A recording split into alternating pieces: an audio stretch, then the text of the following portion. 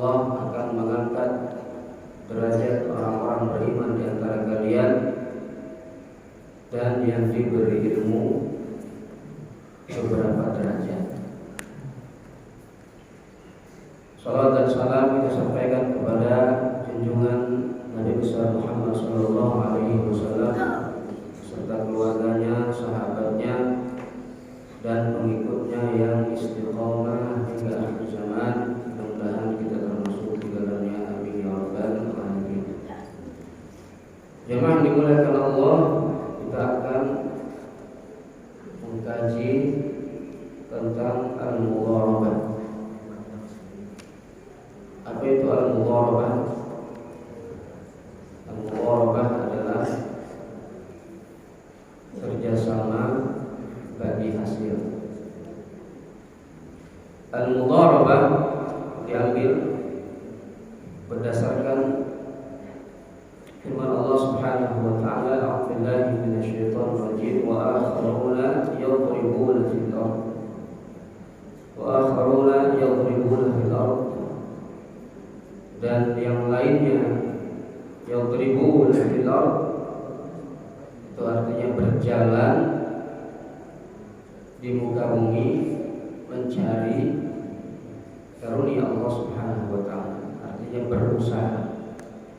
Daraba fil ardi itu artinya sara fil ard. Jadi arti daraba itu secara letterlek artinya memukul. Tapi kalau dikatakan daraba fil ardi itu artinya dia berjalan di muka bumi. Berjalan maksudnya adalah untuk berusaha. Untuk berusaha. Nah, secara istilah para fuqaha atau ahli fikih mendefinisikannya dengan aqdus syarikah atau aqdus syirkah. Aqdus syirkah fil riba, akad kerjasama dalam keuntungan. Bimalin bisjanibin,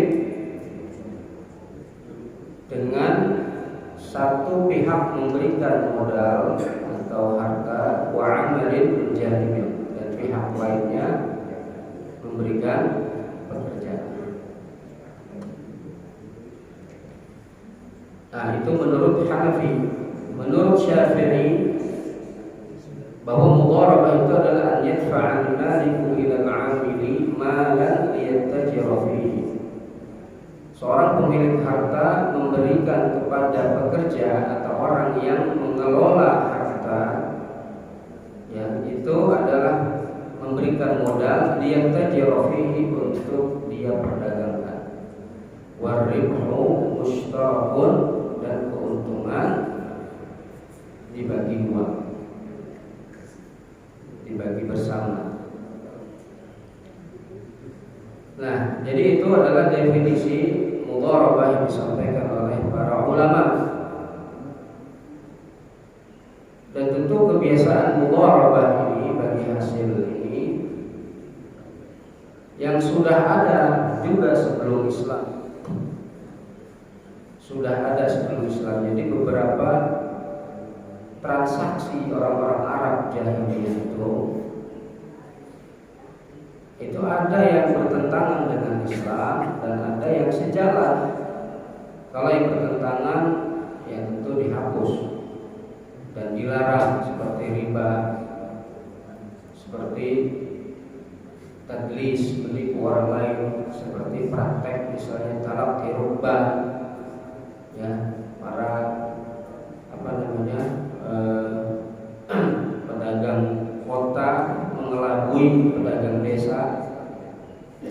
Kemudian ada namanya bai'ul hadir lil badi, itu juga bentuk yang sama. Itu orang kota menjualkan barang orang desa, tapi dengan menyembunyikan informasi terutama terkait dengan harga dan lain sebagainya. Nah, itu bentuk-bentuk itu sudah ada sejak zaman yang jahiliyah, termasuk mudharabah. Hanya saja kalau mudharabah ya sejalan, rohnya ya sejalan, selama untuk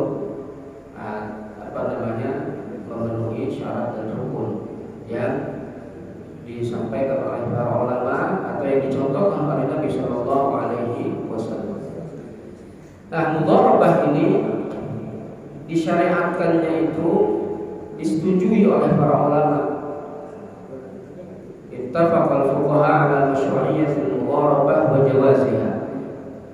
Dan itu ala wajhi rukhsati aw istihsan.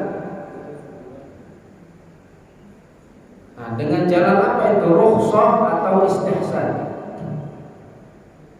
Nah, istihsan itu apa? Istihsan itu memandang sesuatu baik, ya. Jadi secara istilah istihsan itu adalah udulul mujtahid min qiyasil jadi ila qiyasil khafi, atau ila qiyasil khafi bidalilin aqwa minhu. Jadi seorang mujtahid ya tidak menggunakan qiyas di dalam berijtihad atau mengistinbat hukum, ya, atau berpalingnya mujtahid dari qiyas yang nampak jelas kepada qiyas yang tersembunyi dengan dalil ya yang lebih kuat. Jadi maksudnya apa itu? Secara qiyas mudharabah atau kerjasama bisnis itu kan seperti orang memberikan upah ya untuk satu pekerjaan yang tidak diketahui. Bi amrin majhul, pekerjaannya kan ya usahanya tidak diketahui secara detail. Nah, pekerjaan sendiri itu kan sesuatu yang tidak nampak kasat mata, ya kan? Tidak seperti kita misalnya membeli barang itu kan ada. Nah, kemudian bal bi ajrin ma'dumin wa li'adami wa li'amalin majhul. Bahkan upahnya pun atau sesuatu yang nanti diberikan kepada pekerja itu atau yang dibagi hasilkan itu antara pemodal dan pekerja itu kan majhul, tidak diketahui, ya kan? Nah, untung atau tidak kan tidak diketahui. Jadi masih majhul, tidak bisa diketahui, ya kan? Nah, itu kiasnya. Kalau dikiaskan dengan misalnya transaksi yang jelas di dalam Islam, tentu ini melanggar kias. Melanggar kias artinya apa? Melanggar kias itu ya harusnya tidak boleh, ya, karena nggak jelas kerjasama, ya, berapa yang akan diberikan kepada pengelola atau modal juga nggak jelas, untung atau ruginya juga tidak jelas. Tapi para fuqaha tarakul qiyas, meninggalkan qiyas itu. Nah, qiyas itu kan analogi hukum, Pak. Kalau belajar usul fikih itu qiyas itu namanya analogi hukum. Jadi ada hukum yang tidak ada dalilnya, tidak ada nasnya, ya. Nah, itu dikiaskan, dianalogikan dengan hukum yang ada nasnya, ya, di mana kedua kejadian itu ada benang merahnya. Nah, itu namanya qiyas. Itu namanya illat, Jadi para fuqaha meninggalkan qiyas ini wa ajazul mudharabah tarakhusan aw istihsan, dan membolehkan mudharabah ini sebagai rukhsah atau istihsan li adillatin, ya, karena memang ada dalil, ya kan, yang sahih ya ala masyru'iyyatul mudharabah, atas disyariatkannya mudharabah. Nah, apa itu dalilnya? Seperti yang tadi di depan saya sampaikan, dalil dibolehkan di mudharabah itu adalah firman Allah Subhanahu wa taala, wa akharuna yadribuna fil ardi, dan yang lainnya berjalan di muka bumi, artinya berusaha, bekerja dan lain sebagainya, ya bentahuna min fadlillah, mencari karunia Allah Subhanahu wa taala. Karena al-mudharib itu orang yang mengelola harta dalam kerjasama ya bisnis itu, yadribu, dia berjalan di muka bumi. Ya, maksudnya dari gambaran atau hiasan untuk orang yang berusaha atau berbisnis. Adapun sunnah Nabi Shallallahu Alaihi Wasallam diriwayatkan oleh Abdullah bin Abbas. Kata beliau, kan Al-Abbas bin Abdul Muttalib dahulu idza dafa'al mal mudharabatan ishtarata ala sahibihi, kalau dia memberikan harta untuk kerjasama bisnis, dia mensyaratkan kepada pengelolanya alla yasluka bihi bahran, jangan sampai harta modal itu ya dibawa ke laut atau menyeberangi lautan, wala yanzilu bihi wadiyan, atau tidak menuruni lembah, wala yashtari bihi dzatika bidin rabbah, ya, dan untuk tidak membeli hewan yang berpenyakit. Fa in fa'ala fa huwa dhaminun, kalau dia lakukan maka dia harus menanggung rugi. Lalu kemudian disampaikan syarat itu kepada Rasulullah SAW, fa'ajazahu, lalu beliau membolehkan. Ini kan bentuk kerjasama yang mudharabah yang dilakukan oleh paman Nabi SAW, itu Al-Abbas bin Abdul Muttalib. Adapun ijma' ulama, ya, ijma' itu artinya konsensus para ulama, kesepakatan para ulama, sebagaimana diriwayatkan dari sekelompok sahabat, annahum dafa'u mal yatim mudharabatan, bahwa mereka memberikan harta yatim itu untuk kerjasama bisnis. Di antaranya Umar, Uthman, wa Ali, ya, Abdullah bin Mas'ud, Abdullah bin Umar, Ubaidillah bin Umar, wa Aisyah radhiyallahu anhum. Nah, tidak ada seorang di antara sahabat pun yang mengingkari kebolehan mudharabah. Maka ini dikatakan ijma'. Artinya ijma' itu yang tidak ada yang mengingkari satupun di antara para sahabat ataupun di antara para ulama sepanjang zaman tentang kerjasama mudharabah. Hadirin dimuliakan Allah Subhanahu wa taala, sifat akan mudharabah itu apa? Menurut ahli fikih, jumhur fuqaha, mayoritas ahli fikih mengatakan bahwa mudharabah ini termasuk akad yang jaiz. Apa itu akad jaiz? Akad jaiz itu artinya kedua belah pihak boleh membatalkan kapanpun. Ya. Jadi dia bukan akad lazim. Lawannya akad jaiz dalam fikih muamalat itu adalah akad lazim. Kalau lazim itu, ya, kalau sudah berjalan, sudah ijab qabul, tidak boleh dibatalkan sepihak. Itu namanya akad lazim. Kalau akad jaiz ini boleh dibatalkan sepihak, ya kan? Jadi misalnya pemodal tiba-tiba narik modalnya, ya boleh saja di tengah jalan, ya kan? Nah, itu boleh dibatalkan sepihak, ya. Apakah harus ngasih tahu? Ya harus ngasih tahu dulu, ya. Kalau dengan kesepakatan, ya tidak harus dengan kesepakatan. Tapi maksudnya adalah kalau orang kemudian pemodal tiba-tiba membatalkan, ya kan, di tengah jalan, maka itu menjadi hak dia untuk membatalkan. Ataupun juga dari sisi misalnya pekerjanya atau pengelolanya tiba-tiba dia misalnya membatalkan, mengembalikan modal, nah, ya berarti, atau kalau sudah berjalan dan sudah ada untung misalnya, ya, sebelum sampai tenggat waktu yang disepakati tengah jalan, ya, dia mengembalikan modal dan kemudian memberikan keuntungannya misalnya, itu juga secara fikih, ya, tidak menjadi masalah, ya. Nah, hanya mungkin secara hukum positif, nah itu bagaimana kalau misalnya sudah ada keterkaitannya dengan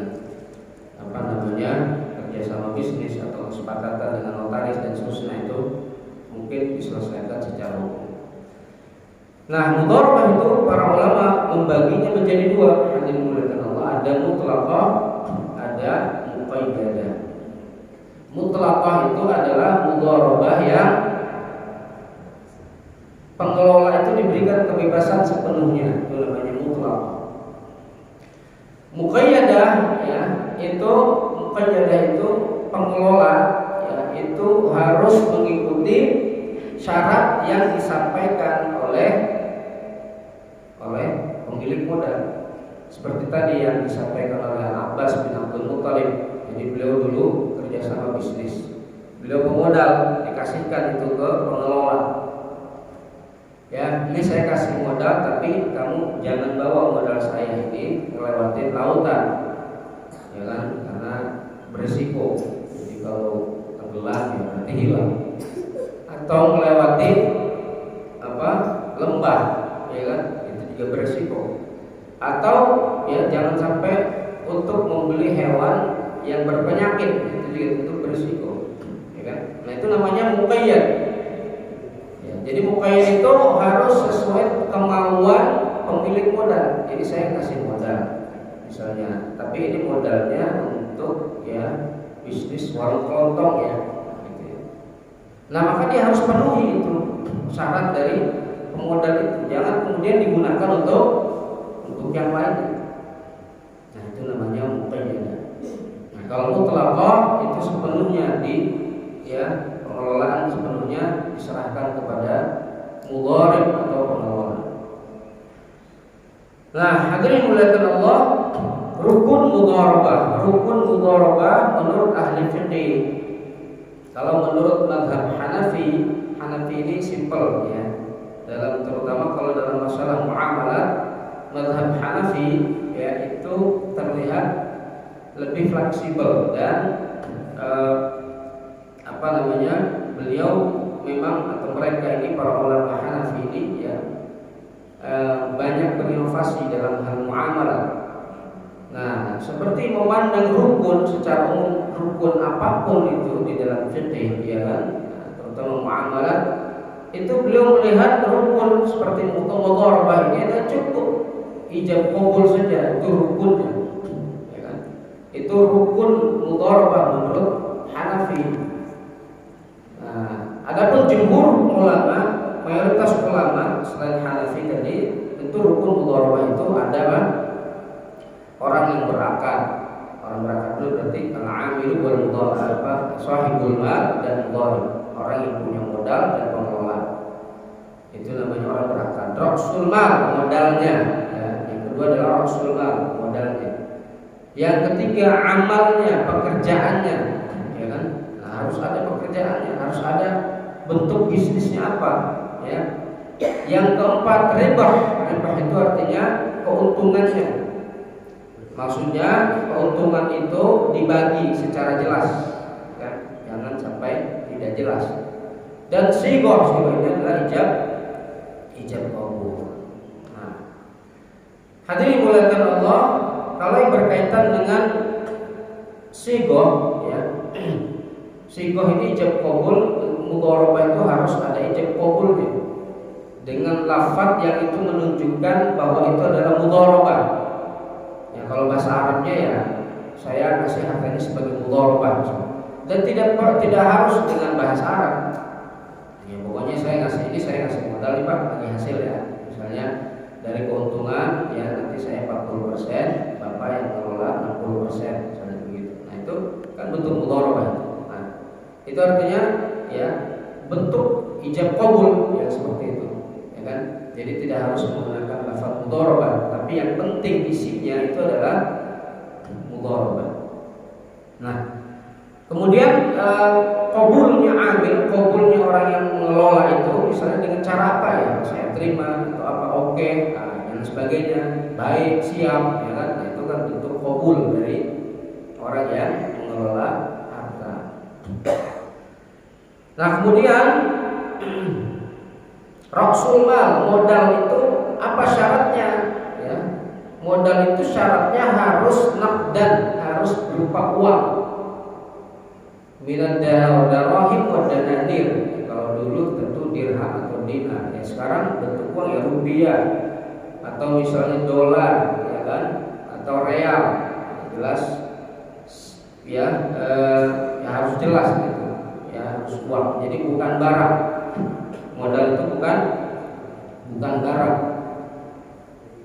Ya kalau barang, kalau dalam fatwa majelis ulama, fatwa DSN itu, kalau misalnya bentuk barang modalnya, maka ya harus bisa ditaksir nilainya dan kemudian dikonversi berapa rupiah misalnya, ya kalau diuangkan, kira-kira begitu.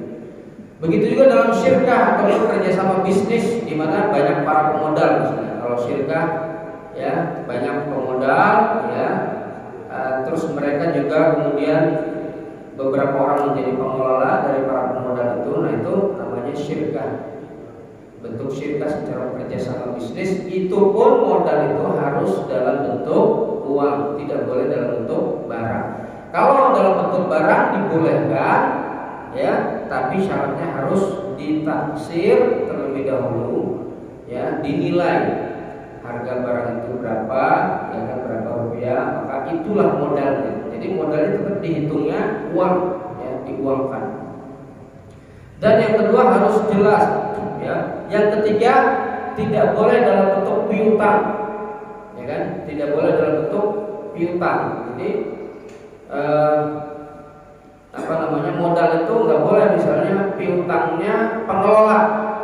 Saya kerjasama bisnis sama Anda, ya, dengan modal yang ada di Anda, dengan modal piutang saya yang ada di Bapak misalnya, itu nggak boleh, ya. Jadi bisnis itu modal itu harus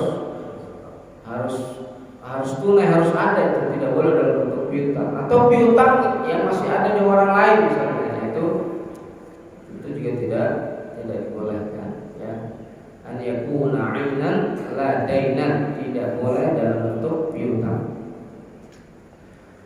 Nah, kemudian berkaitan dengan para pelaku akad, ya, dia harus merdeka, harus balik, ya, dan tentu mampu untuk mengelola harta itu, ya, dan orang yang sah diberikan kuasa, ya. Anak kecil itu kan tidak sah, ya, anak yang belum balik itu tidak sah, apalagi kemudian tidak berakal, ya. Nah, orang stres, nah, itu tidak sah akadnya. Hadirin dimuliakan Allah Subhanahu wa taala, ya. Lalu bagaimana kalau harta mudharabah atau modal untuk mudharabah itu dalam berupa harta yang dititipkan? Ya, namanya al-mudharabah bil wadi'ah. Para ulama mengatakan mudharabah dengan modal yang berupa harta yang dititipkan kepada pekerja atau kepada pengelola itu dibolehkan. Kalau dititipkan itu kan ya berarti ada. Jadi misalnya dia menitipkan sejumlah uang, ya kan? Lalu kemudian di tengah jalan dia berpikir, gimana kalau kerja sama bisnis saja? Ya udah, kita kerja sama bisnis, modalnya dengan harta yang saya titipkan ke bapak, ya. Nah, itu dibolehkan, ya. Itu namanya mudharabah bil wadi'ah, ya. Mudharabah bil wadi'ah. Nah, kalau tabungan itu di bank syariah itu karena ada dua model rupanya, ada namanya mudharabah atau ada namanya tabungan mudharabah, ada namanya tabungan wadi'ah. Kalau tabungan mudharabah itu tabungan yang didasarkan pada akad bagi hasil. Jadi bagaimana posisi penabung sebagai shahibul mal, sebagai pemilik harta, pemilik modal, ya. Kemudian apa? Bank syariahnya sebagai mudharib, pengelolanya. Walaupun kemudian bank syariah ini kan tidak mengelola harta itu dengan sendirinya, artinya apa? Tidak mengelola bisnis itu secara langsung. Dia kerjasama lagi dengan pebisnis atau dengan perusahaan dan lain sebagainya, ya. Nah, untuk mengelola harta tersebut, maka dia kerjasama mudharabah lagi. Kalau dengan pihak lain berarti bank syariah itu atau lembaga keuangan syariah itu sebagai shahibul mal dan pihak yang lain itu adalah sebagai mudharib. Nah, itu namanya tabungan mudharabah atau misalnya deposito mudharabah, ya kan? Deposito didasarkan pada akad mudharabah. Berarti bagaimana hitungannya itu? Tabungan dan deposito itu hitungannya adalah pembagian keuntungannya dari, ya, dari keuntungan yang didapat dan ditentukan dengan nisbah namanya, ya kan? Ditentukan dengan nisbah. Nah, ini yang berkaitan dengan keuntungan itu kan dia harus diketahui, harus dalam bentuk bagian, ya, nisbah. Nggak boleh pembagian keuntungan itu misalnya dalam bentuk nominal. Saya kerja sama bisnis, ya kan, terus untung, misalnya saya ngasih modal 1 miliar, ya kan? Lalu saya minta dari keuntungan ini per bulannya misalnya 20 juta, ya kan? Itu boleh nggak kayak gitu kan? Kerja sama bisnis seperti itu tidak boleh, ya. Jadi dia minta untung 20 juta, ya kan? Dari 1M itu per bulan, itu tidak boleh. Keuntungan dalam mudharabah itu harus dalam bentuk nisbah. Nisbah itu artinya persentase dari keuntungan. Persentase dari keuntungan, bukan persentase dari modal. Ya. Kalau dari modal ya sama aja, dia kasih pinjaman lalu dia minta bunganya, ya. Ngasih modal 1 miliar, ya. Misalnya, terus dia minta keuntungan 2% dari modal per bulan misalnya. Tidak boleh, ya. Nisbah itu tentu dari keuntungan. Jadi ini keuntungannya nanti berapa? Ya namanya juga bisnis kan, keuntungannya belum jelas. Keuntungannya ya berapa, untung atau rugi juga berapa, belum jelas. Sehingga apa? Yang disyaratkan untuk pembagian keuntungan ini adalah nisbah dari keuntungan berupa persentase atau misalnya ya setengah atau sepertiga atau seperempat dari keuntungan, ya. Itu harus dijelaskan saat apa. Nah, jadi itu juga yang ada di tabungan mudharabah, ya. Nanti nasabah atau orang yang menabung itu ya dijanjikan keuntungan nisbahnya sekian persen misalnya, ya, dari keuntungan, ya. Nah, bedanya kan kalau di mana yang tabungan yang biasa ya orang menabung kemudian ada dijanjikan bunga secara pasti, dan itu sama saja dengan dia meminjamkan sejumlah uang ke bank itu lalu kemudian dijanjikan untung, ya, sama dengan orang meminjamkan uang lalu dijanjikan bunganya, ya. Itu tentu tidak diperbolehkan di dalam Islam karena itu bagian daripada riba. Nah, karena kita tadi menyinggung wadiah, ada juga tabungan wadiah di bank syariah itu. Tabungan wadiah itu orang kan seperti menitip, ya kan? Jadi kenapa dikatakan wadiah? Orang itu seperti nitip uang, ya kan? Karena wadiah itu tidak disyaratkan bayar, ya kan? Maka tabungan wadiah itu kan tidak ada pungutan biaya administrasi. Yang ada hanya mungkin ya disisakan saja, itu ada mungkin seberapa rupiah atau 50.000 gitu, itu tidak bisa diambil, ya, untuk supaya rekening itu aktif.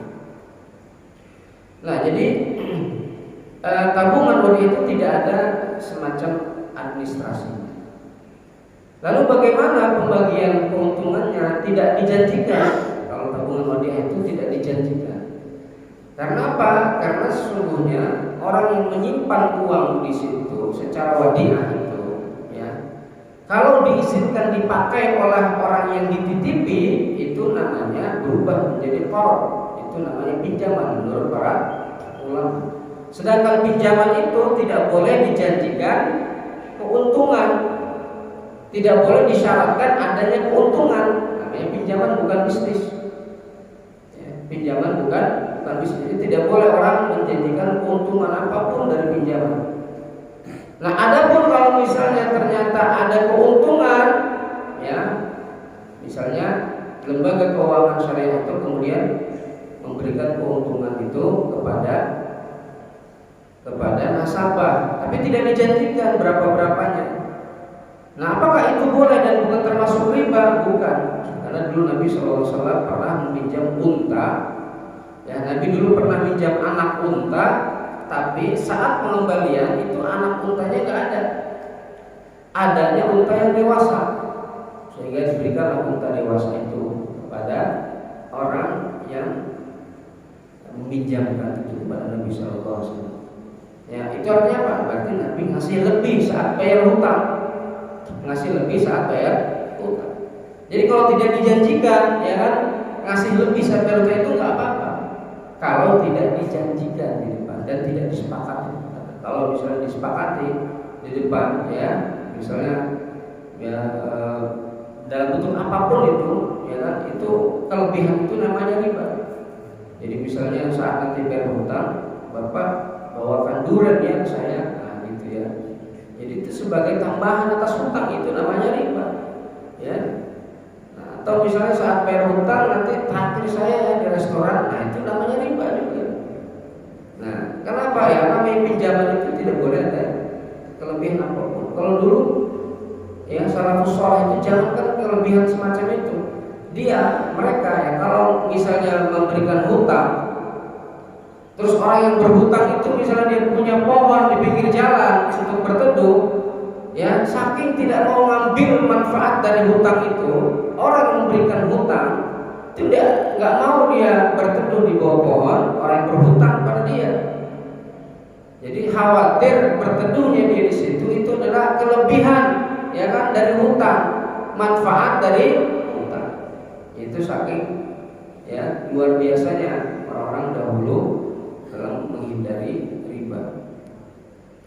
Nah, jamaah yang dimuliakan Allah Subhanahu wa taala, yaitu namanya tabungan wadiyah tadi, yaitu jadi harta yang digunakan oleh yang dititipi dan diizinkan oleh yang menitip, ya kan? Harta itu ya, nah itu berubah menjadi qard atau pinjaman.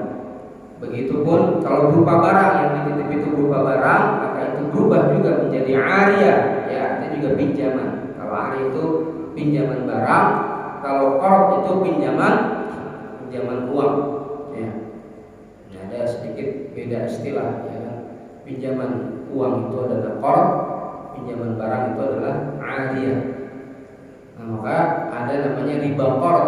Riba qard itu semacam riba jahiliyah, riba yang biasa terjadi pada zaman jahiliyah, di mana seseorang meminjamkan sejumlah harta lalu mensyaratkan ya keuntungan atau kelebihan tertentu saat pembayaran hutang, ya dan lain sebagainya. Jamaah yang dimuliakan Allah Subhanahu wa taala, nah, lalu kalau misalnya terjadi kerugian, bagaimana? Para ulama menyimpulkan bahwa yadul mudharib, tangan mudharib atau tangan pengelola itu adalah amanah, yadu amanah. Ya. Jadi maksudnya yadu amanah itu apa? Ada dua istilah, Pak. Ada yadu amanah, ada yadu dhamanah. Kalau amanah itu artinya ya pengelola itu tidak menanggung rugi. Pengelola ya Pak, pengelola ya pebisnis itu pengelolanya tidak menanggung rugi. Lalu yang nanggung rugi siapa? Ya berarti investornya, shahibul malnya yang nanggung rugi. Ya, itu catatannya kalau dia pengelola itu tidak melakukan pelanggaran, dia tidak melanggar kesepakatan, dia tidak ceroboh, ya kan? Misalnya dia tidak melakukan hal-hal di luar kesepakatan. Nama bahasa fikihnya tidak melakukan ta'addi. Artinya ta'addi itu dia melakukan sesuatu yang harusnya tidak dilakukan. Taksir itu artinya tidak melakukan sesuatu yang harusnya dilakukan. Mukhalafatus syurut itu artinya melanggar kesepakatan. Nah, kalau dia melakukan satu di antara tiga ini, maka pengelola menanggung rugi kalau terjadi kerugian di dalam bisnis tersebut. Jadi aslinya prinsipnya itu ya mudharib, pengelola tidak menanggung rugi, Pak. Kalau dia misalnya menjalankan kesepakatan sesuai yang disepakati di dalam bisnis itu dan dia tidak melakukan pelanggaran apa-apa, maka dia tidak menanggung rugi. Yang nanggung rugi siapanya? Investornya. Karena yadul mudharib, tangan yang mudharib itu adalah yadul amanah, tangan amanah, dia tidak menanggung rugi. Ya. Nah, terhadap apa yang terjadi di dalam bisnis. Nah, hadirin dimuliakan Allah Subhanahu wa taala. Kemudian apa yang didapatkan oleh mudharib itu? Ada dua yang didapatkan oleh mudharib atau oleh pengelola. Ya. Pertama adalah an-nafaqah, nafaqatul mudharib, berkaitan dengan apa? Gaji, ya kan? Atau semacam upah yang diberikan kepada pengelola. Dia dapat gaji. Yang kedua, dia juga dapat bagi hasilnya, ar-ribhul musamma. Ya, dia dapat bagi hasilnya. Nah, gaji itu apa? Untuk keperluan dia. Misalnya pada disebutkan di sini al-kiswah, ya, sandangnya. baju, ya kan, baju yang dipakai itu ditanggung. To'am, makanannya, termasuk lauknya gitu ya, minumannya, ya kan, upah dia, ya, upah dia sebagai amil, sebagai pekerja itu, sebagai pengelola, ya. Terus kemudian apa? Tempat tidurnya, ya kan. Nah, di tempat tidur ya berarti ya rumahnya. Kemudian apa? Kendaraannya, ya, ala fudabatihi nafaqatu safarihi bisayyarah wa tayr wal bahr. Artinya apa? Ya, kebutuhan perjalanan dia. Apakah menggunakan mobil, menggunakan pesawat, atau menggunakan kapal, ya, itu ditutupi dari apa?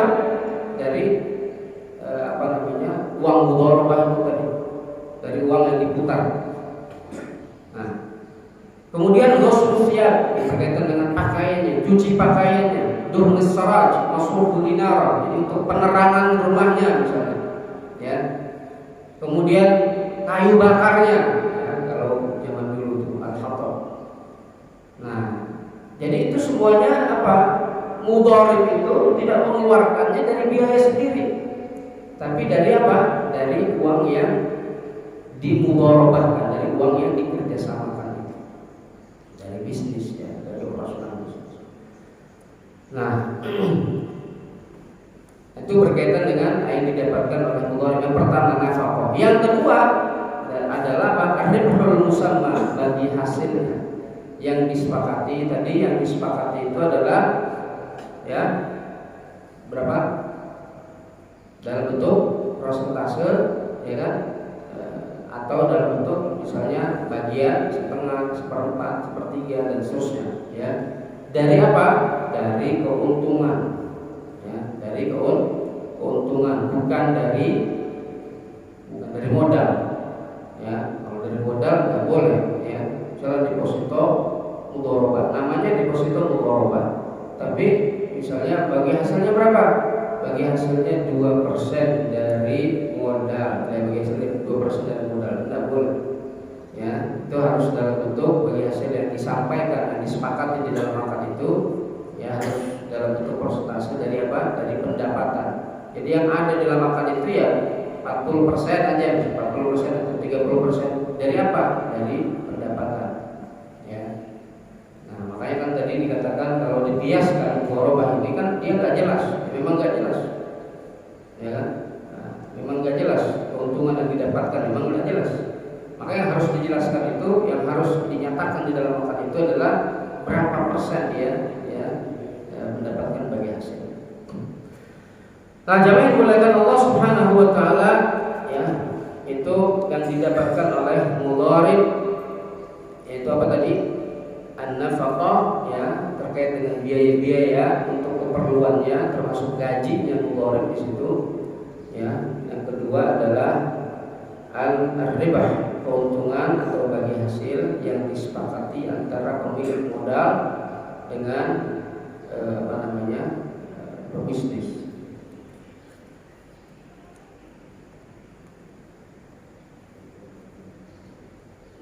Nah, bolehkah mudharabah misalnya?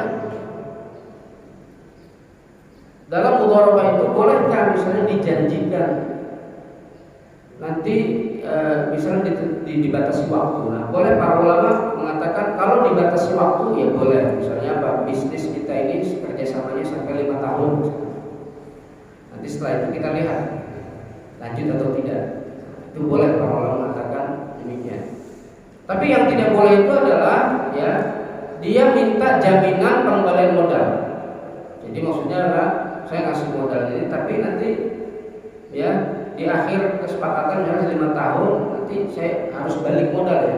Nah, tidak boleh dia mengharuskan balik modal, ya kan? Karena apa? Ya, namanya bisnis kan kerjasama. Kalau rugi berarti kan modal bisa saja modal tidak balik, ya. Kalau untung, ya alhamdulillah modal balik, kan begitu, ya.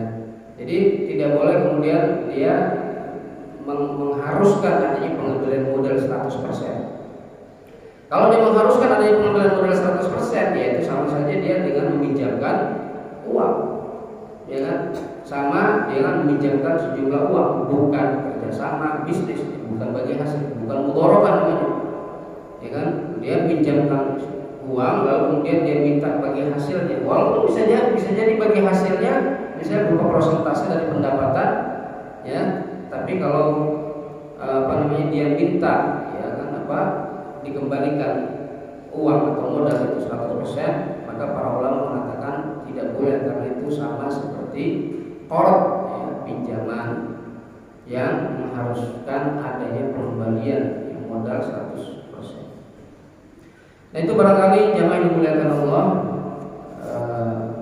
kajian kita tentang mudharabah. Nanti mungkin kalau ada yang mau ditanyakan atau untuk mengembangkan yang masalah mudharabah, silakan, dan insya Allah kita jawab bersama-sama. Kalau tidak bisa dijawab, dikembalikan kepada jamaah. Jazakumullah khairan. Ya, assalamualaikum Ustaz. Mengenai bab yang tadi Ustaz, kalau misalkan ada seorang kontraktor nih, dia butuh dana, terus ada investornya, tapi investornya ini tidak meminta, oh saya oke 1 miliar, tapi saya minta sekian, tapi justru kontraktornya ini memberikan. Jadi saya daripada ngambil di material, saya butuh dana ini 1 miliar misalkan, tapi 1 per bulannya, jaraknya pengerjaan proyek itu 6 bulan selesai. Tapi tiap bulannya Bapak saya kasih 15 juta ataupun 10 juta, tapi nanti dalam waktu 6 bulan dana Bapak akan saya kembalikan. Ini termasuk riba Pak Ustaz? Masih Ustaz. Assalamualaikum warahmatullahi wabarakatuh. Ya, seperti tadi disampaikan bahwa ya, kalau kerjasama atau mudharabah yang diperbolehkan itu adalah dia memberikan modal, lalu keuntungannya, ya kan, dari persentase dari pendapatan yang didapatkan oleh pengelola itu, ya kan. Nah, jadi kalau misalnya dia meminjamkan sejumlah uang lalu minta misalnya keuntungan dibagi secara pasti, ya kan, misalnya per bulan tadi 15 juta, ya kan, apalagi kemudian ditambah dengan jaminan pengembalian modal itu 100%, ya. Nah, itu sama saja dengan dia memberikan pinjaman, ya kan, lalu dia minta bunganya, ya kan. Jadi 15 juta tadi itu kan seperti bunga dari pinjaman, nah, 1M itu katakan, ya. Jadi ya bisnis seperti itu tentu tidak diperbolehkan Pak, karena itu sama saja dia ngasih pinjaman, ya kan. Nah, kalau mau tadi, ya, jadi supaya bisnisnya atau kerjasama mudharabah bisa, karena itu seperti mudharabah, ya kan. Ada bisnisnya, ada kemudian modalnya, dia butuh modal lalu dibiayai misalnya modal itu. Nah, tinggal kemudian yang dirubah itu ya jangan berupa nominal 15 juta misalnya, per bulan berapa persen Pak dari keuntungan itu, ya kan, dibagi, ya. Nah, nanti sampai 6 bulan misalnya, ya 6 bulan kita lihat, mudah-mudahan bisnisnya untung, bisa balik, modal bisa balik, lalu keuntungan juga bisa didapatkan. Nah, Allah lebih soal. Jadi ya itu harus diperbaiki Pak.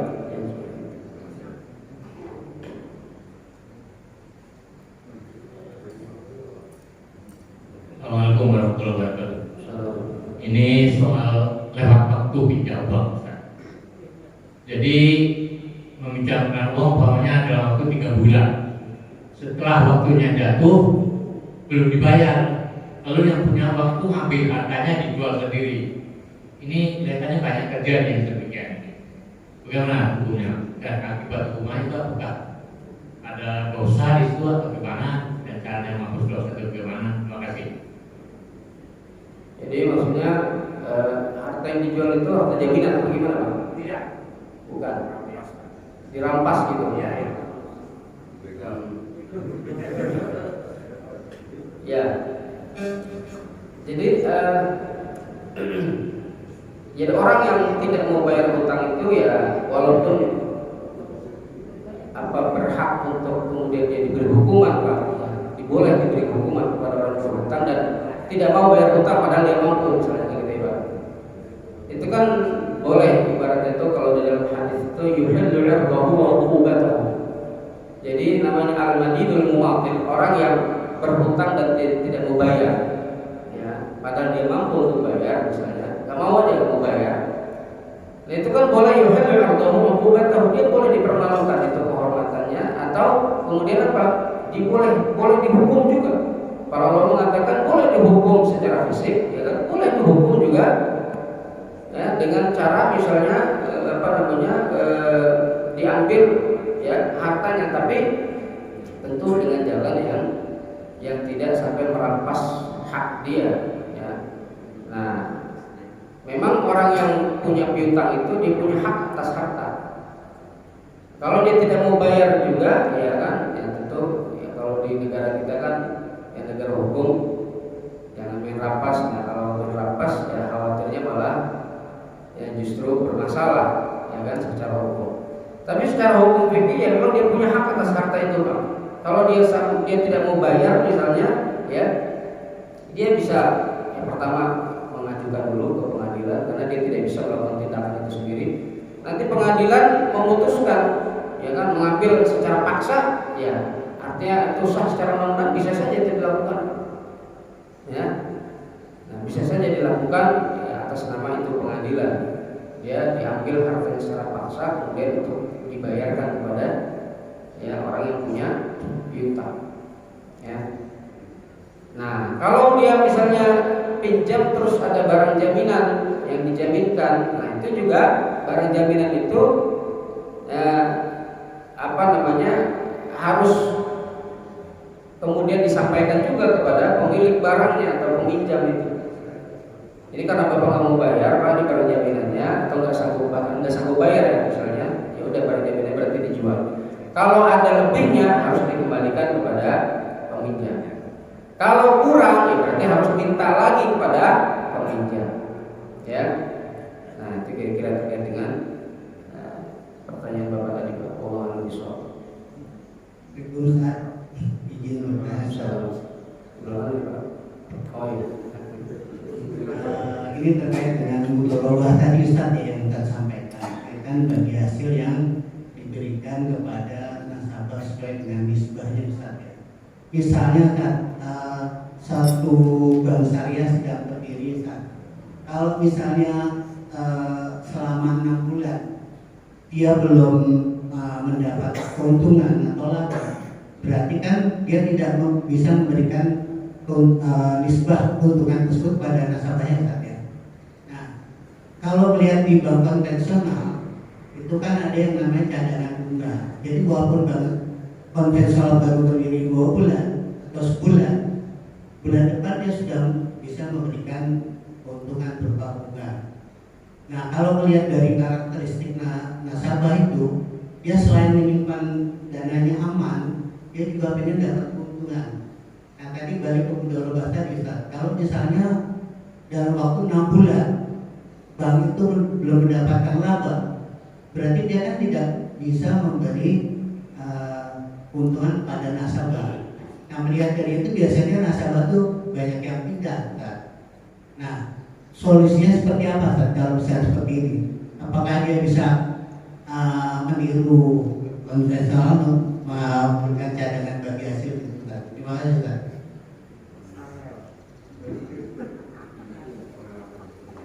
Ya, baik.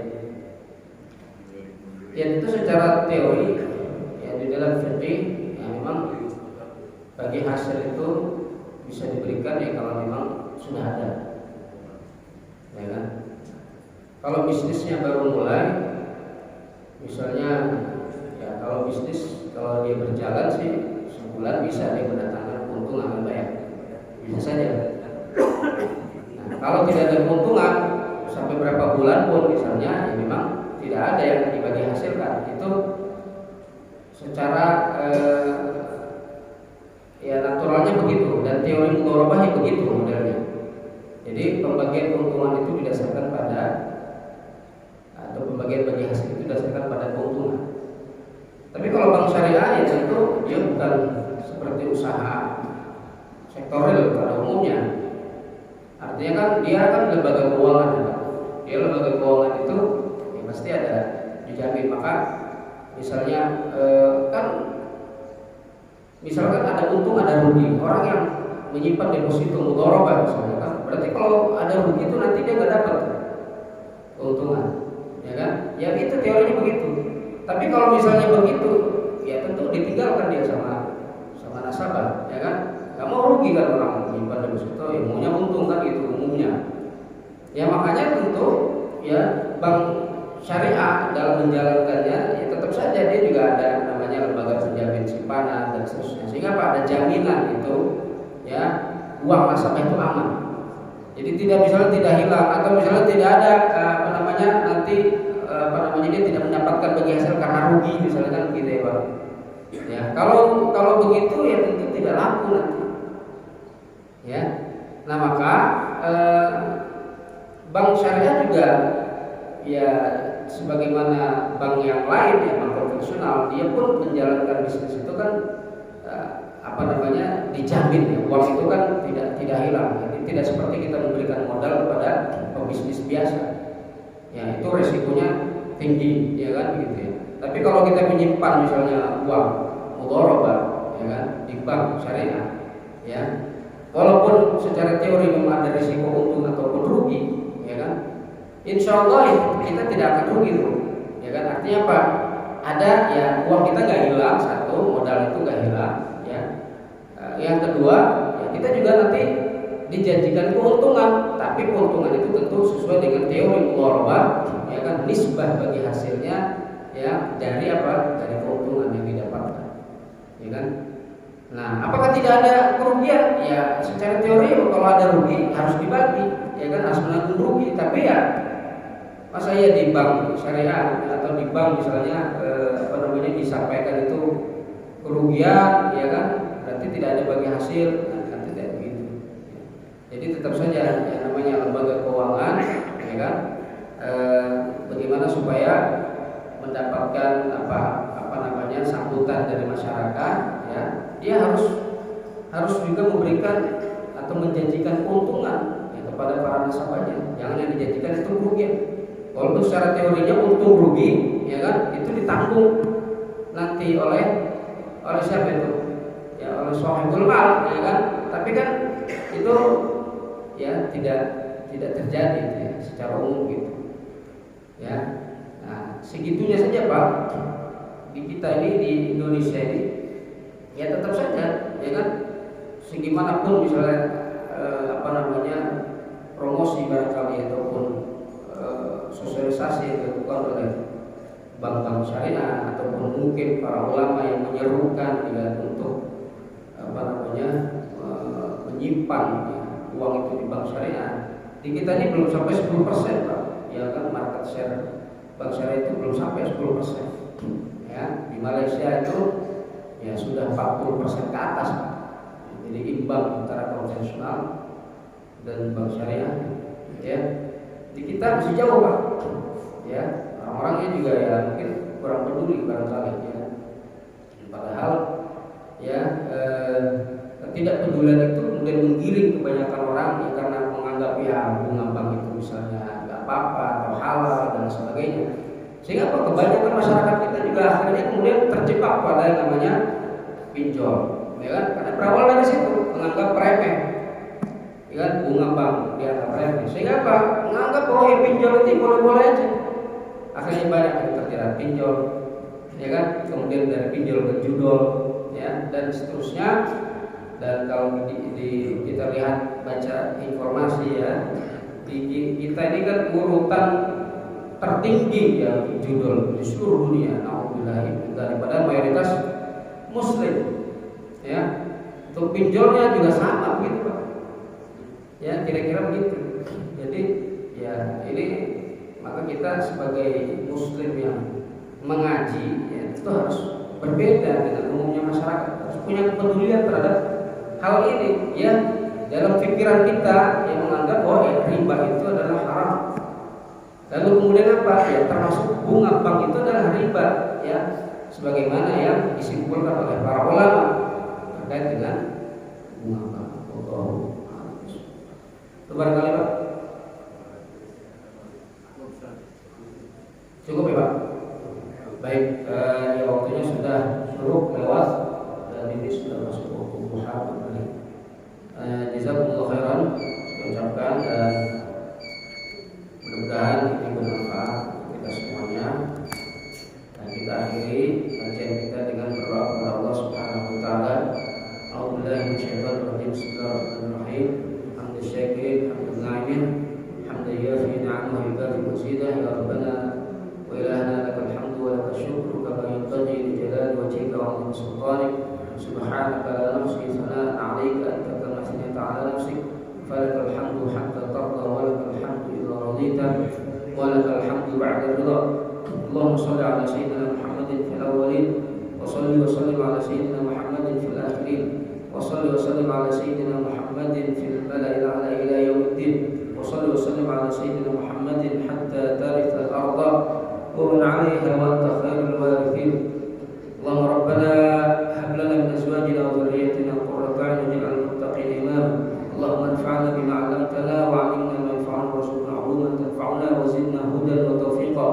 Rabbana atina fid dunya hasanah wa fil akhirati hasanah wa qina 'adzabannar. Sallallahu ala sayyidina Muhammadin wa ala alihi washabbihi wasallam. Walhamdulillahi rabbil alamin. Subhanakallahumma wa bihamdika asyhadu an la ilaha illa anta astaghfiruka wa atubu ilaik. Wassalamualaikum warahmatullahi wabarakatuh.